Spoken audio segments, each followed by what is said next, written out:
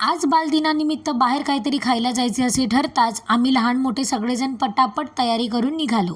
तर प्लॅन असा होता की बाहेर काहीतरी खाऊन आमच्या घरातील लहान मुलांचा एक छानसा सोबत फोटो काढूया, आठवण म्हणून 3 भावांचा. तर सुरुवातीला जवळच्याच एका फूड स्टॉलला आम्ही गेलो.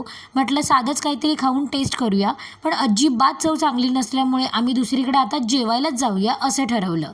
पण ऑर्डर केली आहे, पैसे दिले आहेत, तर हे सगळं संपवावंच लागेल, म्हणून सगळ्यांनी थोडं थोडं खाऊन फूड संपवायला मदत केली.